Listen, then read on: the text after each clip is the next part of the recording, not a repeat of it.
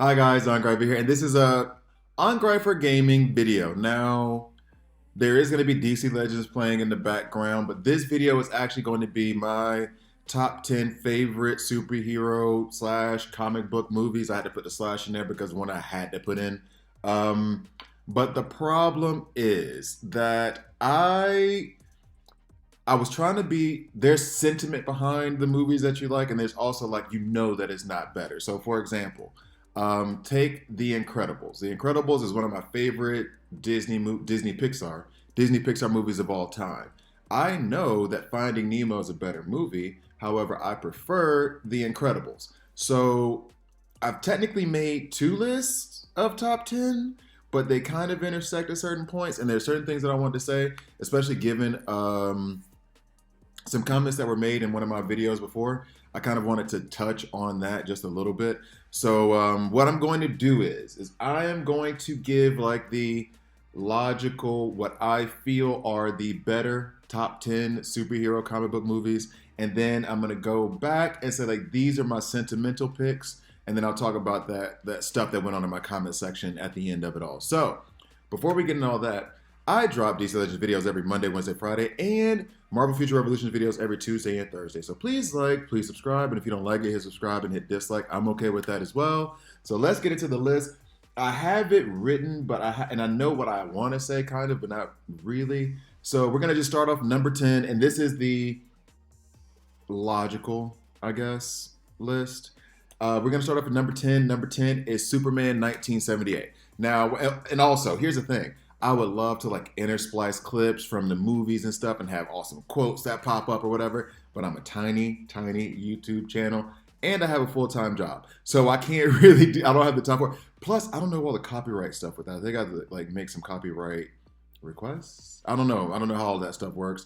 So I was like, you know what? Just make the video instead. Because I would love to put in right now that video of Superman from 1978 where he kind of like pretends to fall over and catches the bullet. Now, the reason why I'm putting Superman at number 10 is because it's basically the Godfather, the start to all of this superhero movie stuff. And I mean, granted, there were superhero movies before this. There's that Adam West, I think it was a 1960s movie that was more like a made for TV movie, but still, as you can see, the ears poke up right here. She's a bit curious because I just ate some cheese and I didn't give her any, so she's like wanting that cheese. Yeah, she's looking for it. Anyway, you're not getting any cheese. And she wants.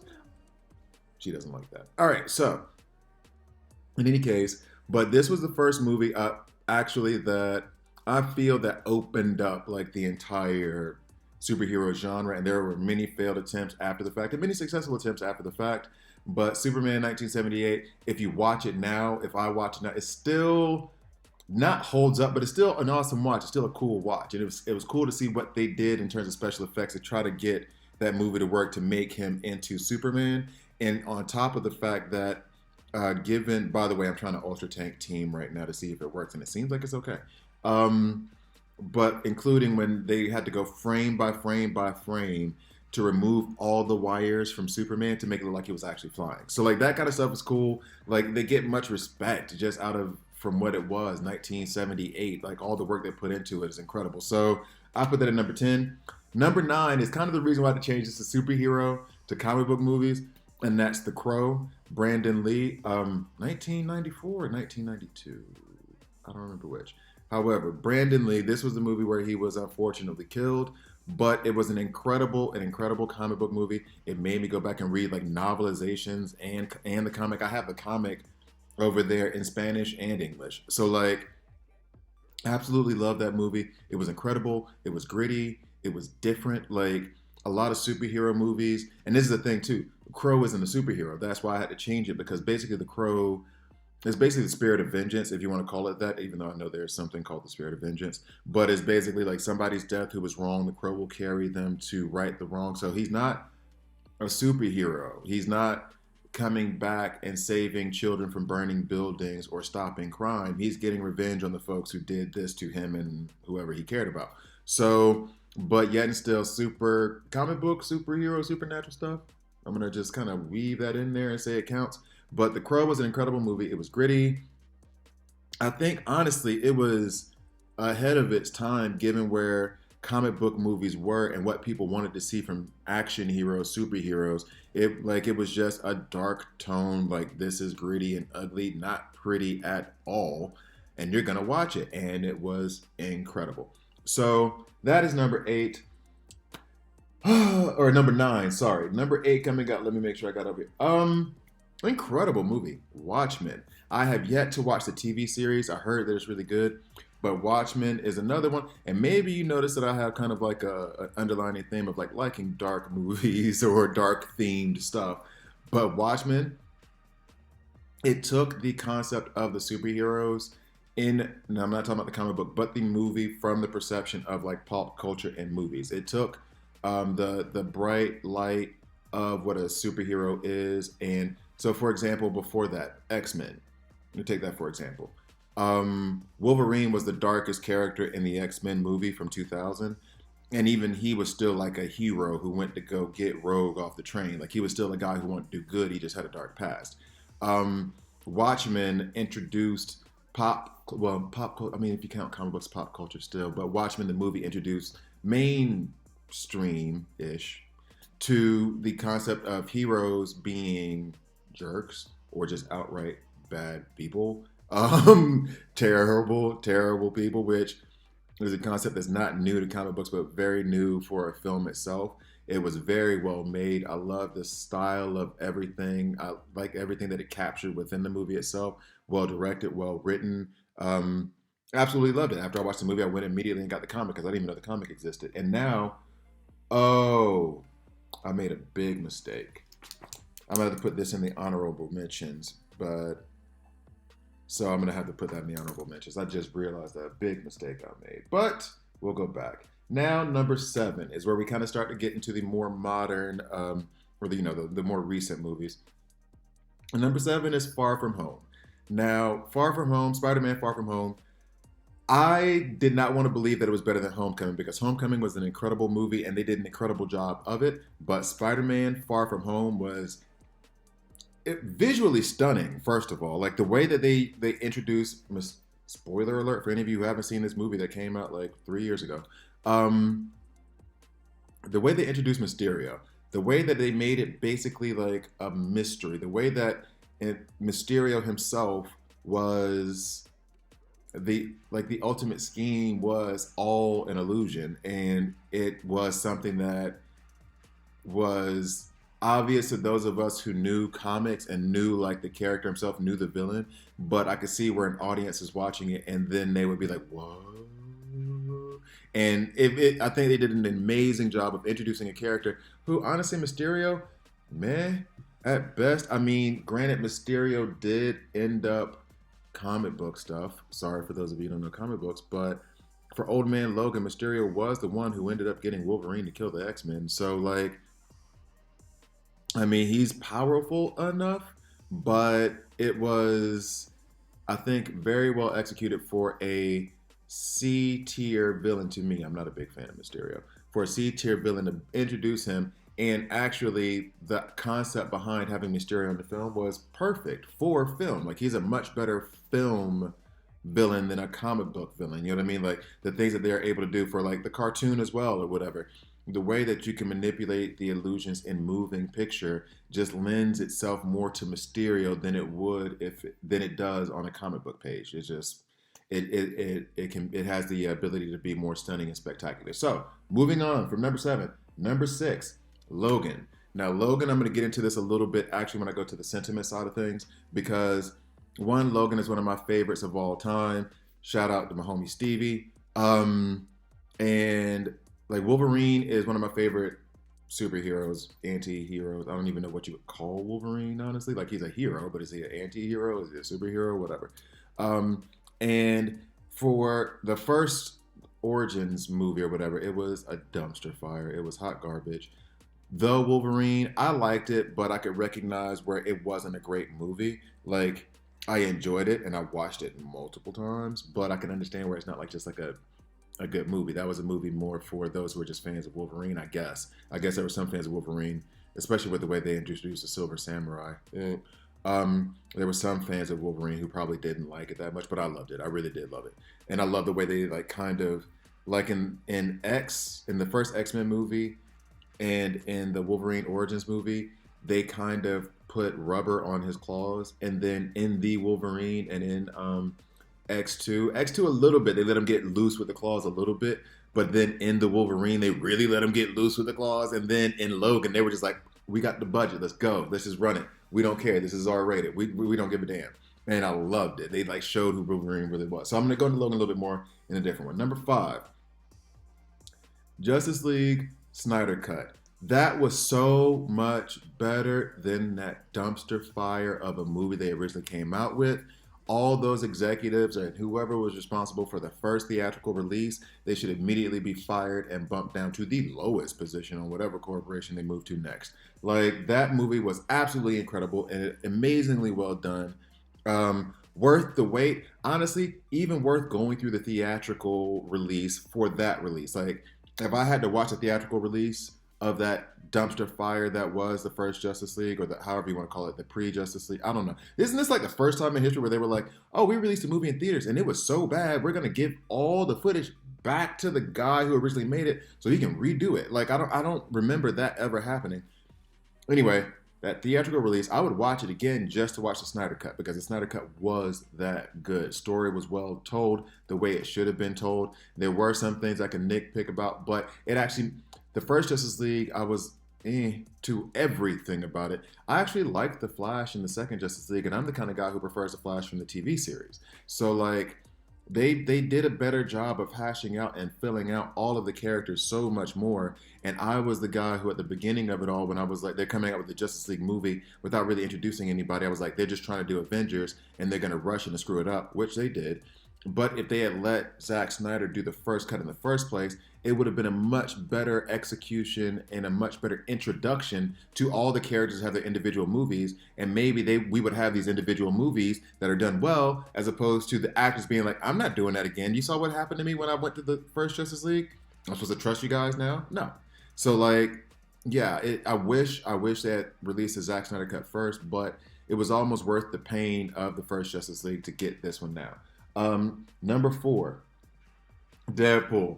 Deadpool was hilarious. I'm sorry. Maybe this even goes into the sentimental part of it a little bit, but they did an amazing job of executing what is gratuitous, violent comedy. Like that, it was witty, it was well written, there was a great rapport between Deadpool and the audience that was watching it. And it's a one-sided rapport, but you felt like you were just one-on-one with him. It was amazingly well crafted. The action was funny, but awesome at the same time. Like they did everything the way that it should have been for Deadpool, and it was an incredible movie. Number 3. Oh, let me make sure I got. Okay, number 3. Now, here's a problem that I have, and I should have mentioned this at the beginning. And in fact, what I will do is, I'm saying this part now, but I'm probably going to cut it and put it in the beginning as well. One of the rules that I made for this list is that I can't use a superhero movie or superhero more than once. Number 3 is Civil War. Now, if you ask me, a lot of the Captain America movies could be on this top 10 list, but I limited myself and said, like, if I'm having one Batman movie, one Captain America movie, one Superman movie, I'm not going to fill up a list full of just Batman and Captain America movies. Like, I wanted to have a little bit of diversity up in there. So, like, I gave myself this rule of, it can be one Avengers, it can be one Captain America, it can be one Batman, it can be one Wolverine movie, it can be one, it can be one of those. It can't be all. So that is why I picked Civil War. Civil War, I had to pick it over Winter Soldier because I do love Winter Soldier. I absolutely love Winter Soldier. Civil War I picked over Winter Soldier just because it's one of those, like, what do you do? If you haven't seen Civil War, I don't know what to tell you. What do you do? So, like, you're Captain America in this situation, right? And you got one of your oldest friends. And I'll give you a specific example for myself. Stuart and Stevie are like my oldest friends. I absolutely love them. They're my brothers. We don't stay in touch like we should. We really don't. But I absolutely love those guys. If they need me tomorrow, I'm there tomorrow. And they live in California. I'm in Switzerland. Now, I'm in Switzerland, and my new best friends, Felix and Julian, um, they're my homies too. They've seen me through some really tough times, some really hard times, and they've really been there for me. So have Stevie and Stuart, right? So like we've all helped each other through tough times. We've all been there with each other through tough times, et cetera, et cetera. Now, what happens if the old friends violate the new friends? Whose side do you take because you love them both? Now, do you go with the history or do you go with the person who was wrong? So, like the old friends, you have the history with them, but they wronged the new friends, and you're supposed to kick the new friends to the side, even though you've been through a lot with them. What is Captain America supposed to do when his homie, when the Winter Soldier is found out to be this assassin that killed Tony Stark's parents, and now it's like Tony Stark has the ultimate trump card to kill your friend. Period. Because there is no like that was another thing too. In that movie, that was the first time. Not, I mean, I don't know, the realest that you could ever feel a connection with Tony Stark in the movies because he's arrogant, he's a sexist. Well, sexist is wrong. He's a womanizer, and so he's not exactly a likable hero. He's a hero, but he's not exactly a likable one just because of his personality. And so you don't really identify with him as much, even though you may enjoy it. You don't necessarily identify with him. And in that movie, that was the first time where I especially identified with him a lot because no matter what Captain America said, he was under brain control, like, or he was brainwashed. He didn't mean to. He's sorry about it now. All Tony Stark was like, he killed my mom. What you say to that? Like, you can't do it. He wasn't. That guy killed my mom. I'm gonna kill him. Period. You know what I mean? Like, what do you do in that situation? Put it this way: with my lady, I made her watch. She's not into superhero movies at all. I'm about to have to go watch Shang-Chi by myself, and I made her watch 10 of the movies, like not all of them, but enough of the Avengers, MCU movies to get up to Civil War because I wanted her to see that moment because she doesn't like action at all. She enjoys the stories from the MCU, actually. She actually enjoys Spider-Man and Captain America because she likes their stories. But she's not really in for action sequences. She literally starts playing on her phone when the action sequences come up. When this part came up and it was like, that's who killed his mom, it was worth every bit of that 20 plus hours that we spent because her reaction was like, ooh. And that was the first time and only time she ever cared about an action sequence ever. Ever, ever, ever, ever, ever. She just sat there. She was just like, oh my God, well, what do you do? What do you, like, she was like into it. That's how well it was told. That's how well it was executed. That's how well it was thought out. Plus you got Black Panther introduced to it. So like, that's why Civil War got picked. Like that moment right there where it's like Captain America versus Iron Man versus Winter Soldier. And Iron Man has every right to want to tear off Winter Soldier's head, period. And go through Captain America to do it because all he has to say is, he killed my mom. Like, I don't know. That was awesome to me. Anyway, moving on. I got into that a little bit too much. Dark Knight, number 2. I had to pick this one because it is a better movie, but there's a sentimental side to the other. So I'll say this. The only reason this movie's on the list is because of Heath Ledger. I think Christian Bale was an okay Batman, not the best one. I know people say that, but I think some people are mistaking a really, really great movie with really, really great acting. Like, he's a good actor and everything, but I don't think he would be considered the best Batman if it weren't for the fact that the rest of the movies were so well done, so well thought out, so well executed. So, like, are you looking for cheese? What you want? You want to get down? Okay. Gotta put her down. You good? Go. You gonna grab a pillow? Yeah, she's gonna grab a pillow. Oh no, she's grabbing the sunspot. She's gonna lay in the sun in the window.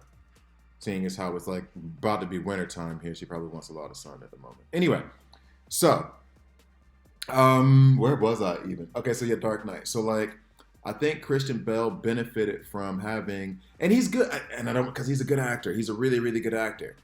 I don't think he was a great Batman. He was a good Bruce Wayne. Somebody brought that up, and he was a really good Bruce Wayne, I believe. But somebody brought up that that's what they thought of him as a good Bruce Wayne. I don't like him as Batman that much. But when you have Michael Caine and Morgan Freeman and Heath Ledger just doing the damn thing, then you could have put Meryl Streep in there at Batman, and it still would. That's not fair. Meryl Streep would have been a better Batman regardless, because Meryl Streep can act her ass off. Lucy Liu? I don't know.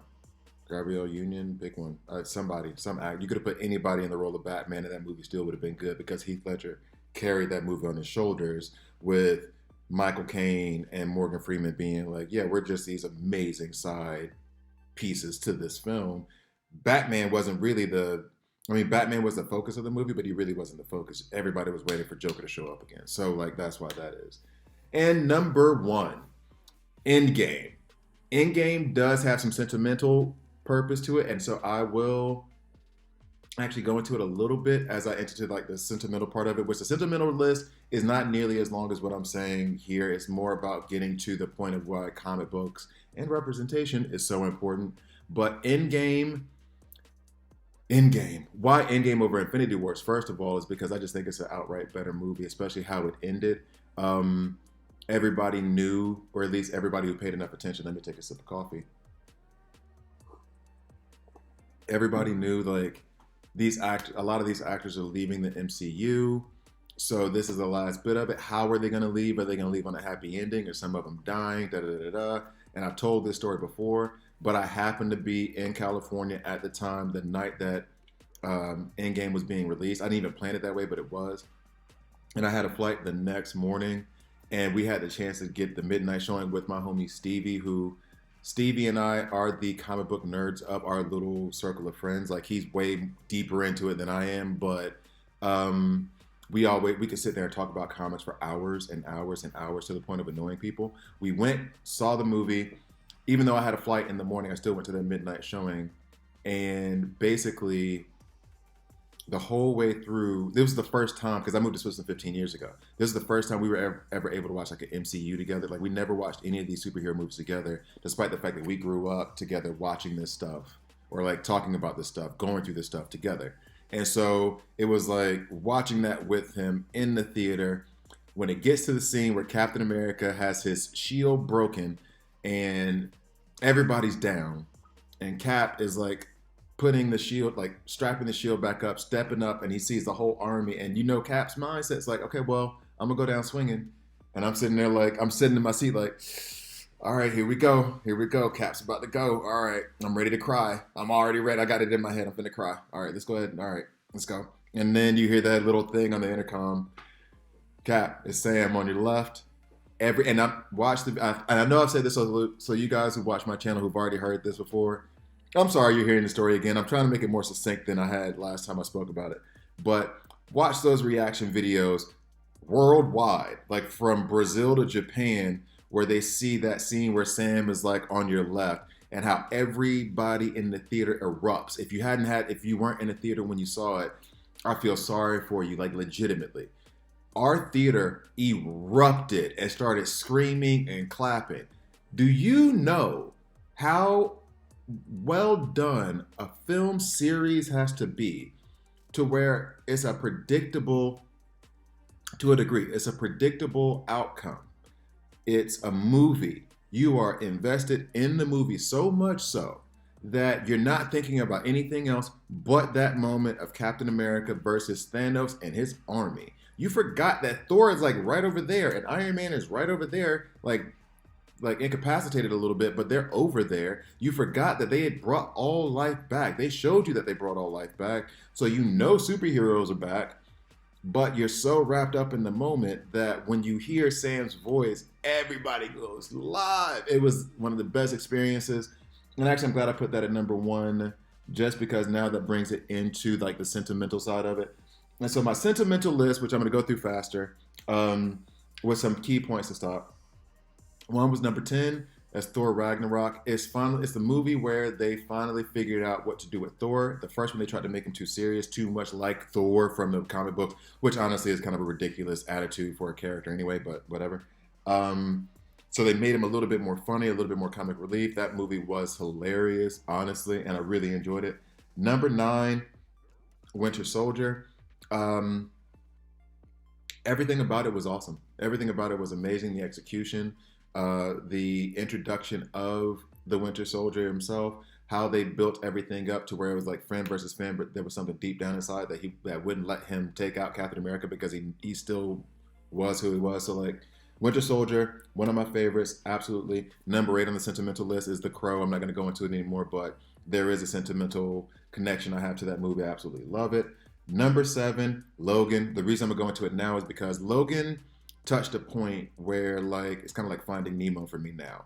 When before I had kids, like Finding Nemo was a movie that was still sappy, but I loved it and it was a good movie. Now I can barely get through it because all I can think about as a father, like if my son goes missing, like Marlin the little fish, come hell or high water, I'm gonna find him or her. Like I have a daughter and a son, I'm gonna find them and I'm bringing them home. If I gotta walk from here to in South Africa, I'm in Switzerland now. I'll walk. We're getting there. You know what I'm saying? Like that's why. And Logan gave me that feeling of he has this girl with him now. She is his daughter, basically.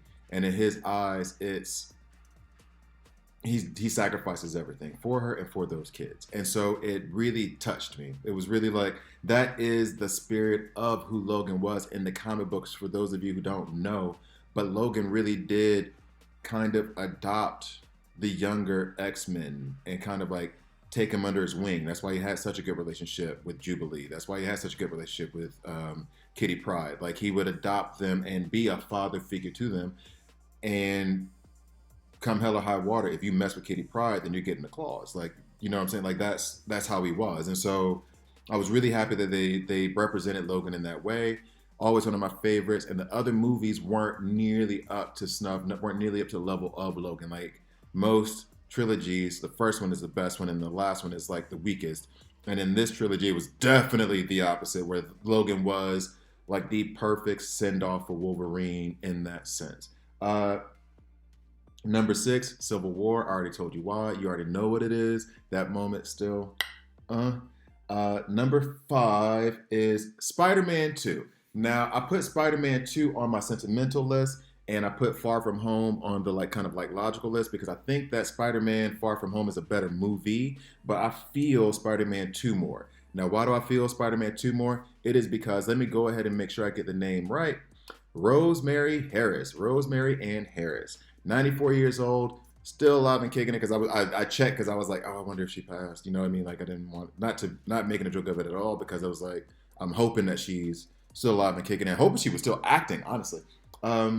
It's that speech she gives in Spider-Man 2 about a hero, like having that person be that one that motivation for you to hold on for 1 second longer.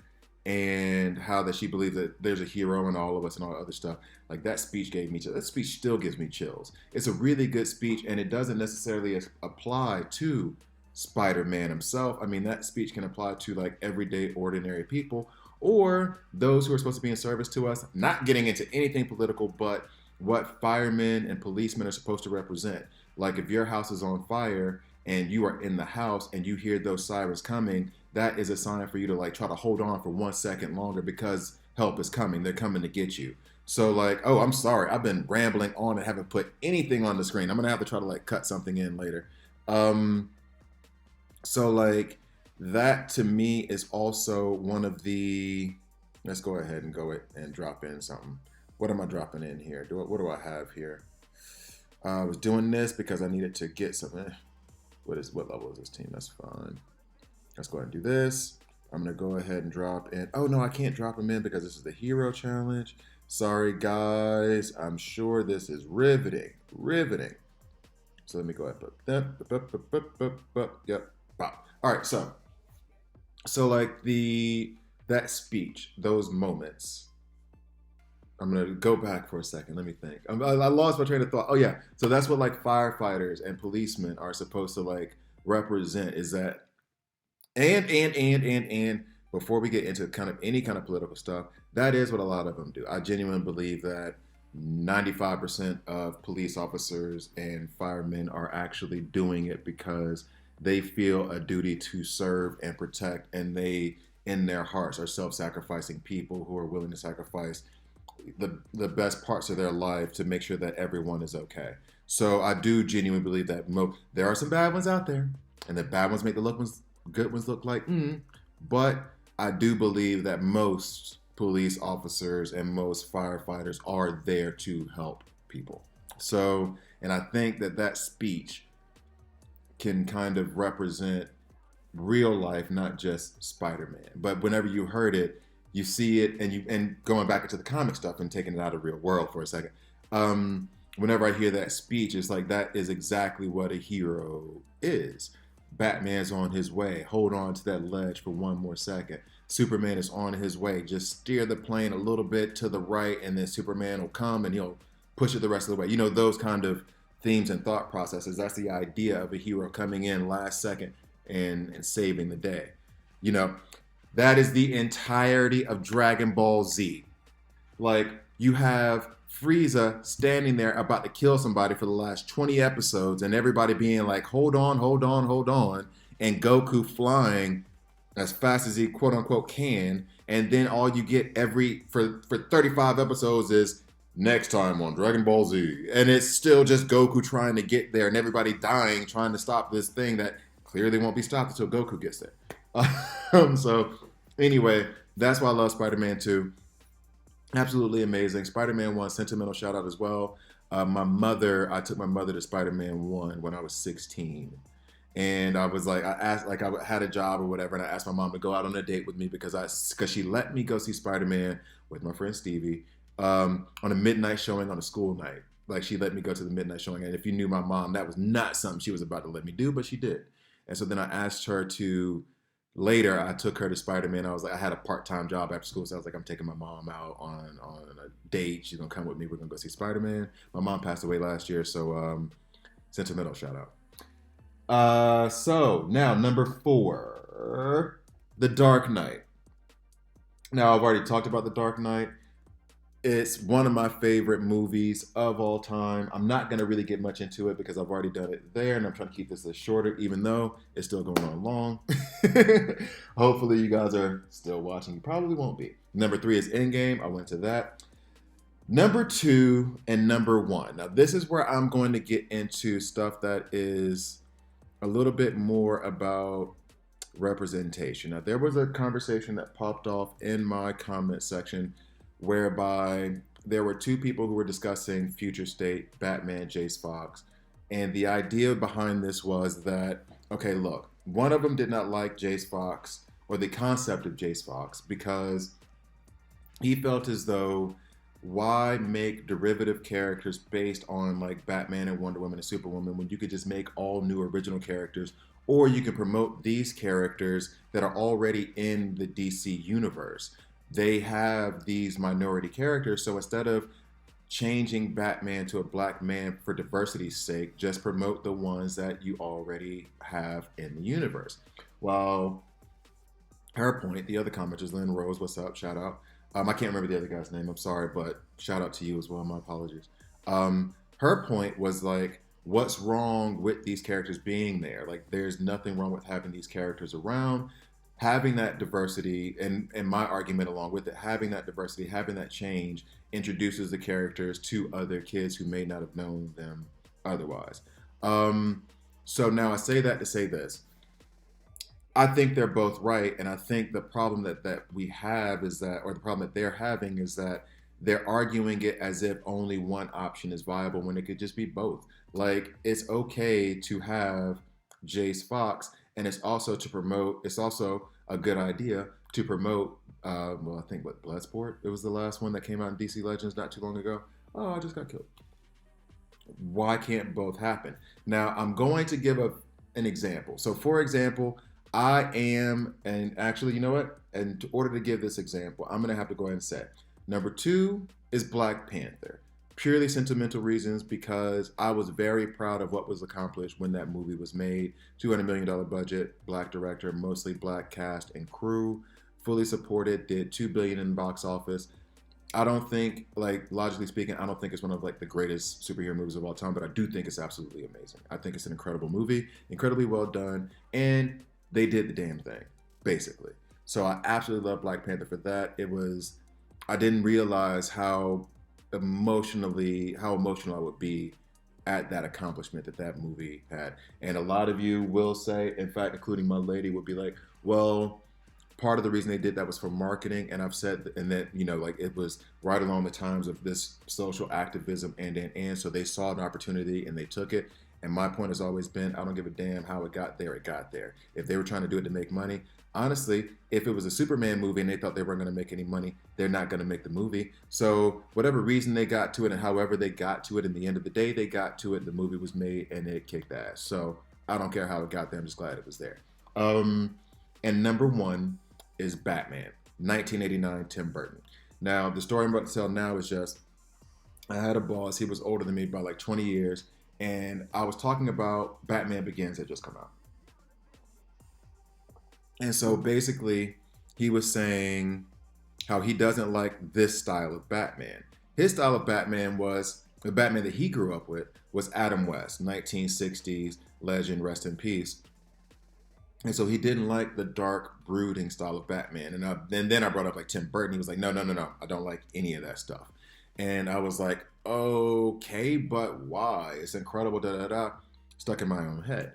And part of me believes that those who don't like the change in these characters, some of it is racism. Duh, I'm not stupid. Some of it is people thinking that it's an assault on their past, an assault on their memories of what these characters used to be. And to me, it is, if you look at Batman, if you look at Jace Fox, if you look at how everything progressed, Jace Fox's existence does not demean Bruce Wayne's existence. And the idea that he's a derivative Batman, yes, he is a derivative Batman, but every Batman since the inception of Batman has been a derivative Batman. Like, you have plenty of storylines where Batman has been reset and start over. Like, they do this every 2 to 3 years, where they have another Batman, Superman, whatever. You have Rebirth, and then you have the New 52, and then you have, name it. They come up with a new brand every 5 years. So, like, every Batman story from that point is going to be derivative. You have Batman Eternal, you have Batman Incorporated, you have Batman Detective Comics, you have, like, there's Batman Animated Adventures, Batman, the Batman Adventures, Batman Beyond. Like, I could just go down the list of all the different Batman, I don't want to say like storylines, but all the different Batman. I'm really messing this up, by the way.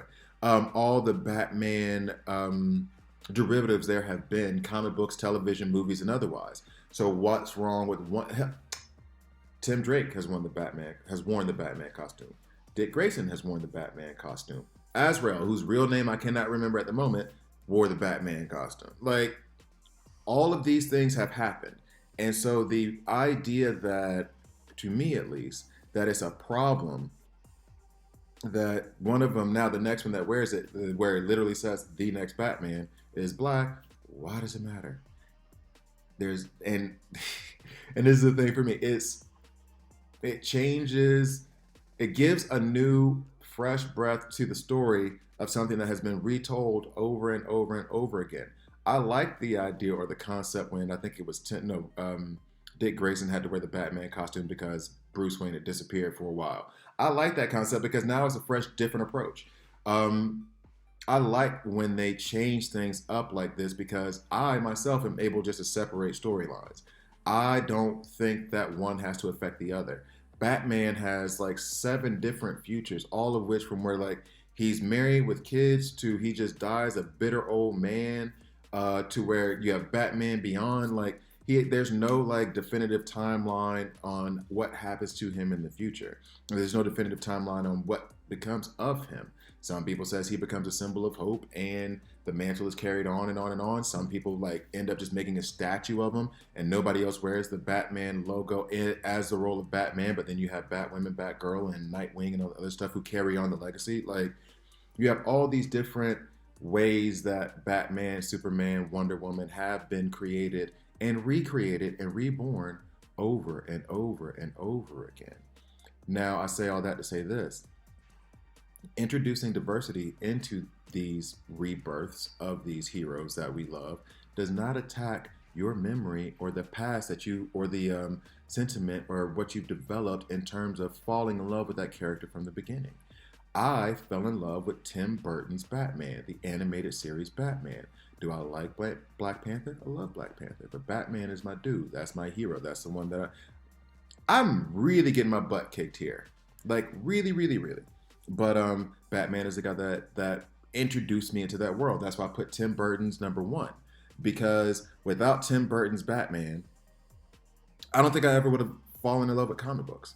Like at that time, if I remember correctly, I was really into like Transformers. Like it wasn't like Batman and the animated series that made me like, and Ninja Turtles too. I wasn't into Ninja Turtles at the time. That made me gravitate towards comic books. I absolutely loved it, and that's why it's always going to have that special place in my heart. That's why it's always going to be number one to me.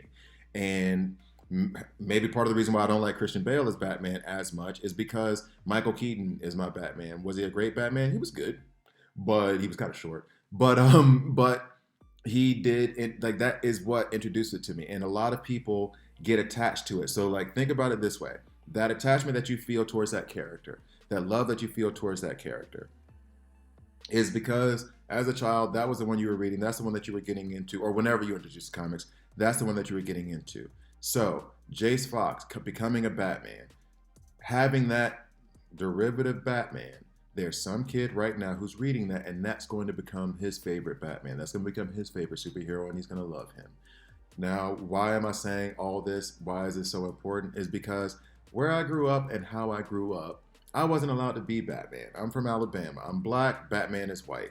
Now, did anybody expressly tell me don't put on that mask? I think there was an incident in kindergarten one time that where I made a Batman mask out of a paper plate because we were told to make Halloween mask, and I made Batman, and I think I was commented on for making a Batman mask. 5 years old, by the way. Well, that's what kindergarten means, right? And so, like, yeah, it was pretty clear, but at the same time, whatever. That isn't necessarily the point I'm making, like, so that the kid can wear the costume. Even if the black kid wants to be Bruce Wayne Batman, he should be Bruce Wayne Batman. Do whatever the hell you want. But the idea that having a superhero that looks like you does matter because you feel as though, or it helps you kind of come to grips with the concept of you're able to be a rescuer as well. You're able to be a Superman or a Superwoman or a Supergirl. You can achieve certain things. Sorry for the interruption. Sorry. Of course, I get interrupted in a very, very important moment. Important moment. Or talking about something that feels important. Um, why does this matter then? This story that I just told you about what happened to me in kindergarten and the concept of having a character that looks like you. Um, it's nice to know that someone that looks like you can save the day, even if they're not your favorite superhero. I've known about Black Panther before the movie came out. That's not anything crazy or new. Like he's been around since the 60s, 70s. And so like I've known about Black Panther. Batman is still my favorite. It's not that the black little boy or little girl, the Chinese little boy, little girl, the Japanese little boy, little girl, the Brazilian little boy, little girl, whatever. It's not that their favorite characters need to be someone that looks like them. It's that they need to know that people that look like them can save the world too, basically.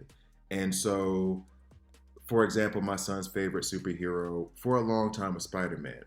Then he discovered Miles Morales. And then Miles Morales, who looked, because my son is mixed, looks like him. That's him. That's who he looks like, especially in Switzerland where everything is very homogenous here. Looks exactly like him. And so he's like, okay, my favorite now. And that he identified with it. I think he still was more of a fan of Henry Danger than he was of Spider-Man, but he loved Spider-Man. And I think part of it was he was able to identify with the character that looked like him. And it mattered to him a bit more that somebody like him could be a hero. Endgame. One of the things that happened in Endgame is that there was a very, very, very heavy-handed and intentional women save the day scene at the end in the fight scene where Spider-Man's down and then the women come and protect him and then they start saving the day. In fact, the two women, Captain Marvel and Scarlet Witch, which is true in the comic books too, are far more powerful than anybody else that was in that fight, including Thanos. And you saw that when Scarlet Witch was giving him the business, and you also saw that when Captain Marvel was giving Thanos the business. So, like, the reason why that scene was like, I thought at first I was like, oh my God, it's so cheesy. And then I thought about it, I was like, I have a daughter. And I want my daughter to be able to know that the girls can do it too. I want my daughter to be able to be like, yo, girls save the day as well. we're not just sitting up in castles waiting for Mario to come and get us. We can go out there and take care of ourselves and help Mario out because Mario's down on the ground right now. He needs us. So like that scene itself, though it was exceedingly heavy-handed, is a scene. I can't. My daughter's 5 right now, so I'm not showing her Endgame. But I can't. It's a scene that I can't wait to show her. Like I want to introduce her into comic books in that way, to where she's like, okay, I know now that there's also a whole slew of different superheroes that look different, that have everything from pale skin to dark skin, everything in between, everything from loving a man to loving a woman, and everything in between. Like I really want her to be able to see that, and I think that's really important for the self-esteem of a child or a person, to know that there is someone that looks like them in a genre of something that they're interested in, whether it's music, movies, or whatever, and that person can be the protagonist or the antagonist. Like it's either way, but just that they're represented in it. And the reason I'm saying all this stuff, and the reason I'm going to try to end it on this, I'm babbling and trying to keep my thoughts together, because this video has actually been more emotional for me than I thought it would be, bringing up my mom, bringing up this kindergarten story, and bringing up the story I'm about to bring up now has been a little bit more intense than I thought it was going to be, and it almost makes me not want to post a video, but I'm going to post it anyway. And if you're the kind of person who doesn't like what I'm saying and you want to unsubscribe, please feel free, because you aren't here for my content. I don't need your people.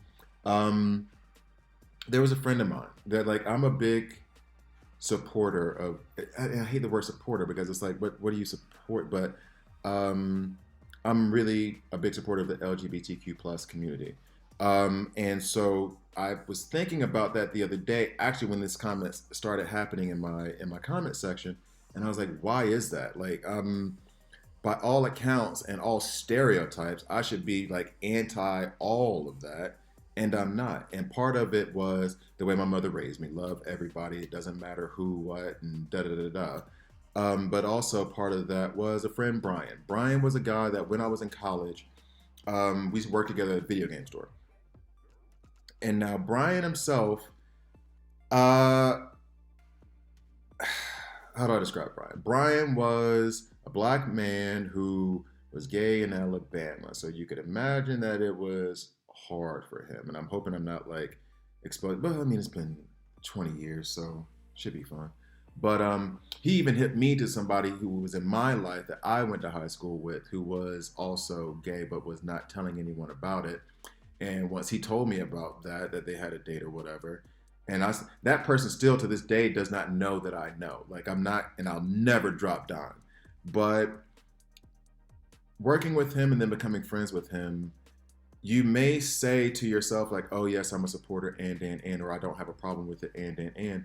But it's different when you end up having a friend that you can just be open and talk to about it, because then you can just ask straight up questions about things and be like, well, what about this? Or what about when you went through this? Or what about when you went through that? Or what about this is important to you? And having him in my life at that time, which is a very, very like important time in terms of development, in terms of how you're going to mature, which is like the first few years of college, I was able to understand what he was going through more, even though he didn't even give me like all the details. Like he was a pretty quiet and private person. He didn't give me all the details, but he did open up to me, and he found that he didn't want to open up to me at first. And then when he found that I truly did not give a damn and I loved him either way, we were cool after that. And after I moved to Swiss, I wanted to find him again. I can't find him on Facebook or anything. So if you happen to watch this, yo, hit me up, dude.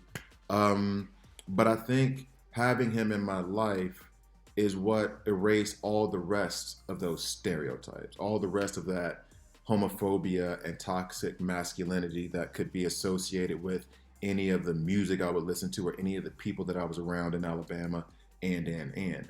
I didn't think I had a large degree of that to begin with, but I think having truly a friend that you could talk to and say like, well, why is this important and why is that important?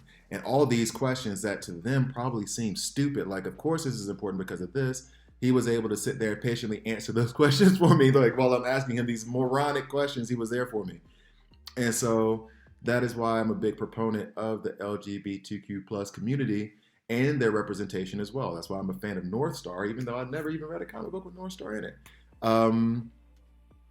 I feel like their representation is important as well. I feel like all representation is important.